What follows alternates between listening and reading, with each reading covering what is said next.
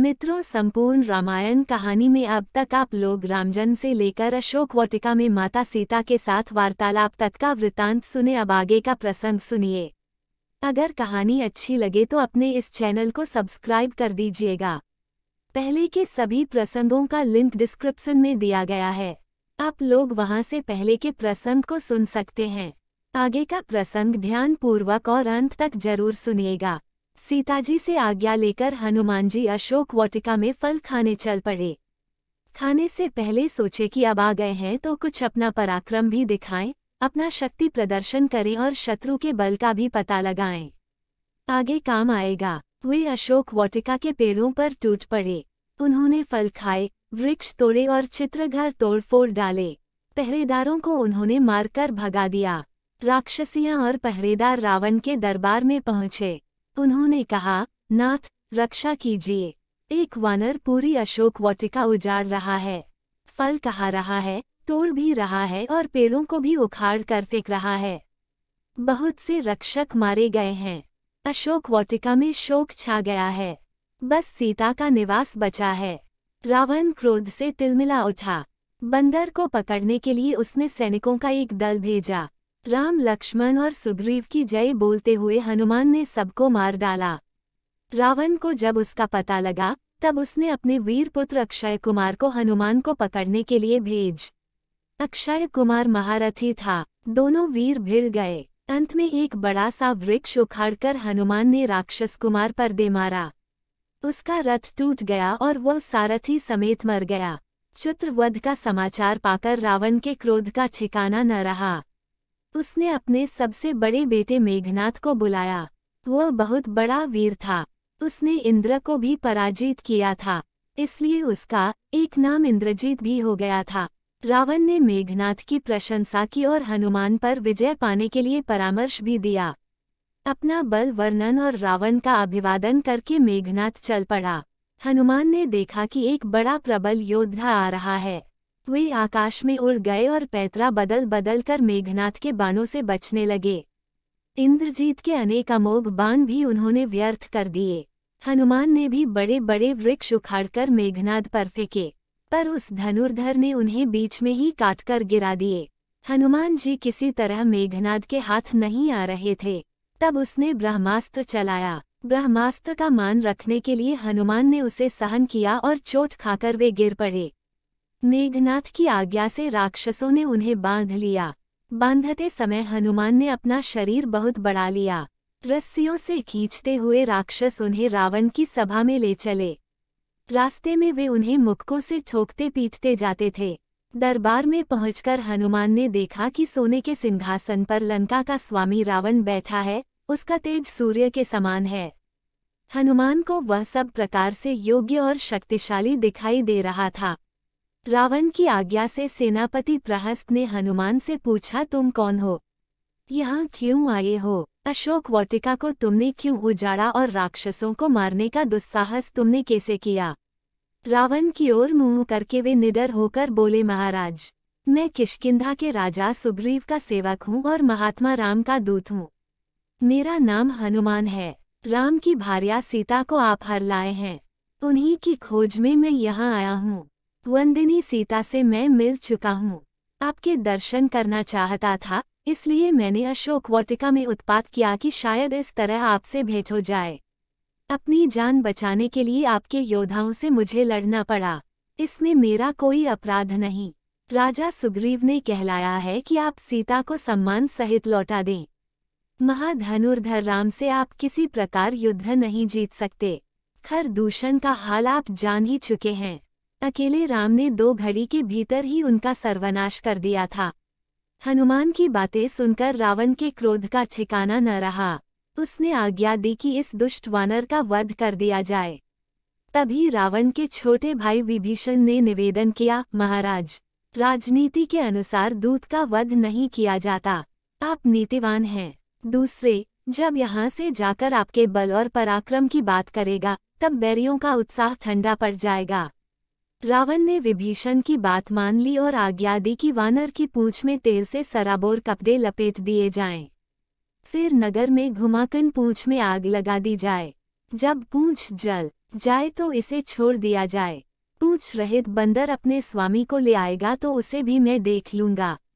रावण की आज्ञा पाकर राक्षस तेल से तर कर करके कपड़े हनुमान जी की पूंछ में लपेटने लगे। हनुमान जी अपनी पूंछ को बढ़ाना शुरू कर दिए। उनकी लंबी पूंछ में लपेटने के लिए कपड़ा नहीं बचा, तब लंकावासी उनको नगर में घुमाने निकले। नर नारियां और बच्चों की बहुत बड़ी भीड़ ताली पीटती हुई पीछे होली। कोई कोई उनके ऊपर ईंट पत्थर भी फेंक देता था। हनुमान को भी लंका देखने का अवसर मिल गया। वे मन ही मन प्रसन्न थे। नगर में घुमाकर राक्षसों ने उनकी पूंछ में आग लगा दी। आग लगी देखकर हनुमान ने शरीर छोटा किया और बंधन से निकलकर छलांग लगाई। वे नगर के फाटक पर चढ़ गए और उसमें आग लगा दी। एक अटारी से वे दूसरी अटारी पर कूदते और आग लगा देते। सारी लंका धू धू कर जलने लगी। लंका का सोना बहकर समुद्र में जा पहुंचा। नगर में हाहाकार मच गया। त्राहिमाम चिल्लाकर स्त्री बच्चे इधर उधर भागने लगे। सबको अपनी जान बचाने की पड़ी थी। आग की लपटें आकाश को चूम रही थीं और हनुमान भी अग्नि रूप हो रहे थे। सोने की लंका जलकर राख हो गई। सिर्फ एक विभीषण का घर बचा था। हनुमान ने समुद्र में कूदकर अपनी पूंछ बुझाई। अब हनुमान जी को सीताजी की चिंता हुई। उनको भय हुआ कि कहीं वे न जल गई हों, तब तो बड़ा ही अनर्थ हो जाएगा। वे इसी चिंता में डूब उतरा रहे थे कि उनकी आंख अपनी पूंछ पर पड़ी। उसके बाल तक नहीं जले थे। उनको धीरज बंधा, जब मेरी ही पूंछ नहीं जली तो पतिव्रत धर्म से रक्षित सीताजी कैसे जल सकती हैं। तभी उनको देववाणी भी सुनाई दी। लंका जल गई पर जानकी पर आंच भी नहीं पहुंची। हनुमान जी उसे सुनकर बहुत प्रसन्न हुए। उन्होंने सोचा कि मैं अपनी आंखों से देखता चलूं। ये सोचकर वे फिर जानकी जी के पास पहुंचे और उन्हें प्रणाम किया। सीताजी ने प्रसन्न होकर अष्टसिद्धि नव निधियों का आशीर्वाद दिए। सीताजी ने अपना चूड़ामणि उतारकर हनुमान को दिया और कहा, जब तुम इसे स्वामी को दिखाओगे तो वे समझ जाएंगे कि तुम मुझसे मिल चुके हो। वीरवर लक्ष्मण से मेरा शुभाशीष कहना। स्वामी से कहना कि अब विलंब न करें, जल्द इस दुष्ट रावण का संहार करके मुझे मुक्त कराएं। वैदेही को अनेक तरह से धाधास बधाकर और श्रीराम के बल पराक्रम का भरोसा देकर हनुमान जी लौट चले। सीताजी को प्रणाम करके हनुमान आरिष्ट पर्वत पर चढ़ गए। उन्होंने घोर सिंहनाद किया और समुद्र के उत्तरी तट की ओर उड़ चले। अंगद, जाम्बवंत, नल, नील आदि उनके साथी बड़ी चिंता से हनुमान की बाट जोह रहे थे। हनुमान का गर्जन सुनकर वे चौंक पड़े। उन्हें लगा कि मानो दक्षिण का आकाश ही फट गया हो। हनुमान हवा को चीरते हुए चले आ रहे थे। बानरों ने देखा कि महाध्वनि समीप आती जा रही है। वे ऊंचे ऊंचे वृक्षों और पर्वत शिखरों पर चढ़ गए। तभी उन्होंने देखा कि दक्षिण दिशा से एक तीव्र प्रकाश बढ़ता चला आ रहा है। कुतूहल से वे उसे देखने लगे। थोड़ी देर में साफ हो गया कि दिशाओं को प्रकाशित करते हुए और श्रीराम तथा सुग्रीव की जय जयकार करते हुए वीर हनुमान लौट रहे हैं। बंदर तालियां पीट पीट कर नाचने लगे। वे बार बार अपनी पूंछ को चूमते थे। तभी पेड़ पर चढ़ जाते और फिर उतर आते। हनुमान के आते ही सबने उन्हें घेर लिया। अंगद और जाम्बवंत ने उन्हें हृदय से लगा लिया। कुछ बंदरों ने पेड़ों से फूल तोड़कर उन पर बरसाए। फिर एक जगह बैठकर हनुमान ने लंका के सब समाचार सुनाए। अंगद ने कहा, चलो अब शीघ्रता करो, बाकी हाल रास्ते में सुनते चलेंगे। सुग्रीव को शीघ्र समाचार देना है। वे सब किष्किंधा की ओर चल पड़े।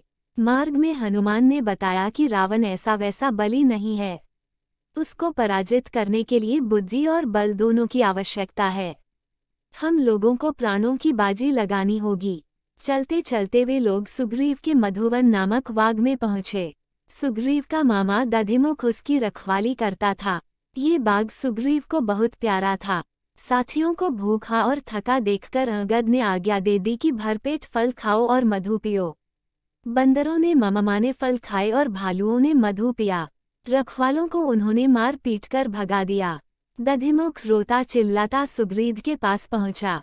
उसने अंगद की शिकायत करते हुए कहा कि दक्षिण से आए हुए सब वानरों ने मधुवन उजाड़ दिया है। सुग्रीव समझ गए कि थे राम का काम कर सीताजी का समाचार जरूर ले आए हैं, नहीं तो मधुवन उजाड़ने की तो बात ही क्या, इधर आने की भी हिम्मत न करते। उन्होंने दधिमुख से कहा, वानरों को शीघ्र मेरे पास प्रस्रवन पर्वत पर भेजो। दधिमुख द्वारा सुग्रीव की आज्ञा पाते ही वानर चल पड़े। प्रश्रवन पर्वत पर पहुंचकर सब वानरों ने सुग्रीव को प्रणाम किया।